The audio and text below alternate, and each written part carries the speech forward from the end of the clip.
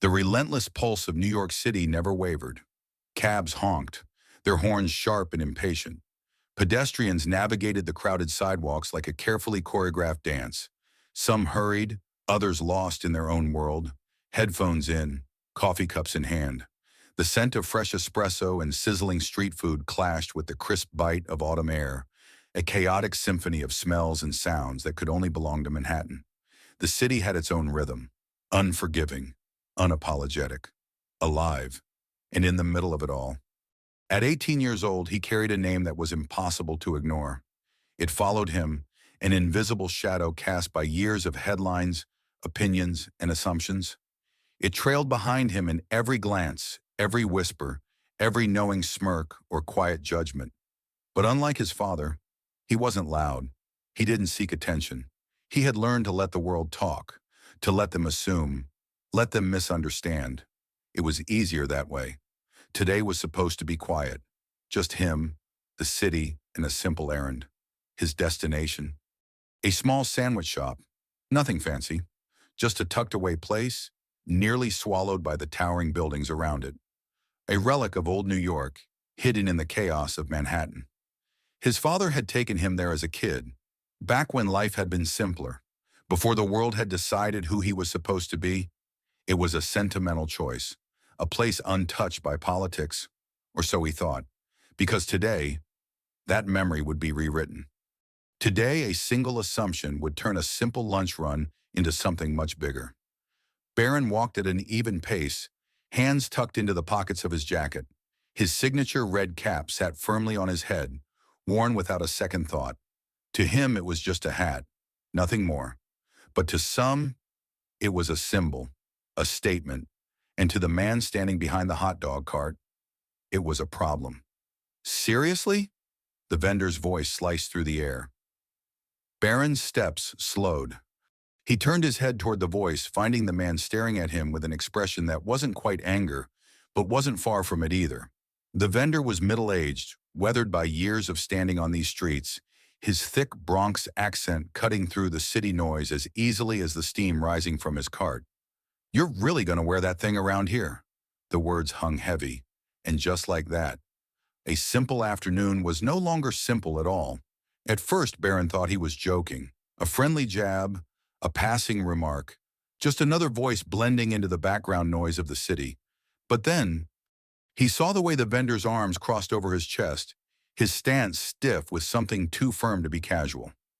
He caught the tightening of the man's jaw, the way his fingers curled slightly at his sides as if bracing for something, and he noticed how the surrounding crowd had already begun to slow down.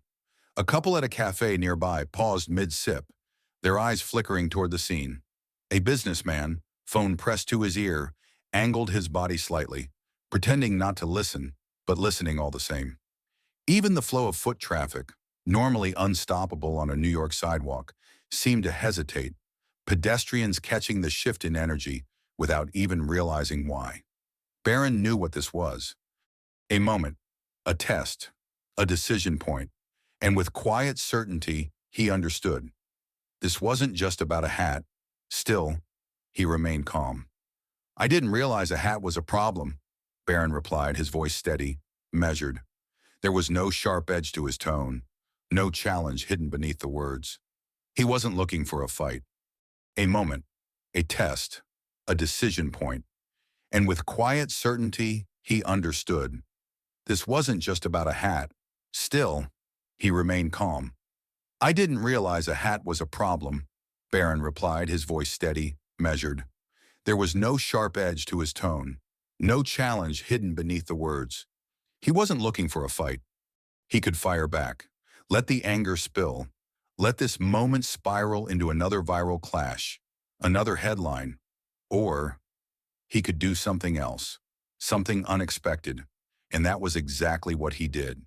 Instead of retaliating, instead of throwing words like weapons, instead of fueling the moment with fire, Barron did something no one expected. Slowly, deliberately, he reached up and removed the hat. Not in surrender, not in shame, but in understanding. He held the hat for a moment, his fingers tracing the embroidered letters, the worn fabric soft between his fingertips. Then slowly he looked up at the vendor. "You don't like the hat," he said, his voice level. "Fine, but tell me, what do you think it stands for?" The vendor blinked. The shift was small, barely noticeable, but it was there. A flicker of hesitation, a split second where the tension in his eyes unraveled, where anger gave way to something else, something closer to confusion. "Are you serious?" "Yeah," Barron said, stepping closer, his posture still relaxed, still unshaken. "I want to hear it from you. What do you think this means?" The vendor exhaled sharply, folding his arms across his chest, his stance shifting, as if bracing for a debate he thought he'd already won. "I don't need to think. I know." He nodded toward the cap, his expression hardening again. "It's about division. It's about us versus them. It's about, that's what you were told it means." Barron's voice is still calm, still measured, cut through the air with quiet force. "But did you ever think to ask someone wearing it?" A murmur rippled through the crowd, soft but undeniable. Strangers who had paused mid-step, bystanders who had lingered out of curiosity, now stood invested, caught in the weight of the moment. The vendor's eyes narrowed. "Go ahead," he said, his voice edged with skepticism. "Enlighten me." Barron didn't react. Didn't roll his eyes, didn't scoff, didn't flinch. Instead, he just took a slow breath, exhaling through his nose, his expression unreadable. "To you, this hat means one thing," he said evenly. "To me, it's something else." He held the vendor's gaze unblinking. "It means my father taught me to work hard. It means I believe in this country, just like you do. It means I don't see enemies when I look at people who disagree with me." A beat of silence. "It means I'm standing here right now having a conversation, not a fight."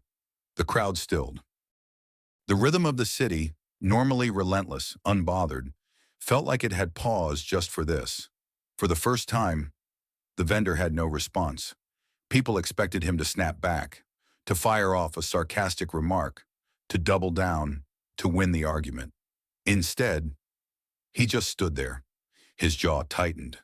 His eyes flickered toward the cap in Barron's hand. And then, without a word, he reached forward, grabbed a fresh hot dog from the cart, wrapped it in foil, and held it out. A peace offering. An unspoken acknowledgement. Barron looked at him, then at the hot dog before reaching out, calm, steady, and taking it. No handshake, no grand gestures, just an understanding. And in that moment, something changed. "On the house," the man muttered, his voice quieter now. The edge was gone, the defiance in his tone replaced with something different. Not surrender, not regret. Just an understanding. Barron didn't hesitate. He reached out and took the hot dog, not because he needed it, not because he had one, but because he understood what it was. A peace offering, a simple unspoken truce. No dramatic words, no forced handshakes. Just two men, one older, one younger, standing on opposite ends of a moment that could have gone so differently. And yet, it hadn't turned into a fight. It hadn't turned into another headline of division. Instead, it had become something rare, an understanding. By the time Barron got home, the world already knew. Social media had exploded. Someone, probably one of the many onlookers, had filmed the entire interaction, and within hours the video had gone viral. The comments section became a battlefield of opinions, emotions, and unexpected respect. That's how you handle ignorance, with class. Respect to Barron for not taking the bait. Crazy how a hat can make people lose their minds. Some defended the vendor, others defended Barron. But the real story? A conversation had happened, not an argument, not an attack, not another moment of viral rage that the internet would devour before moving on to the next controversy. A real conversation. And that was something worth noticing. The next day, Barron returned to the same street corner. No cameras, no expectation. Just him, the city, and a decision to see if anything had changed. The vendor spotted him immediately. And this time, there were no tense stares, no assumptions, no lingering resentment.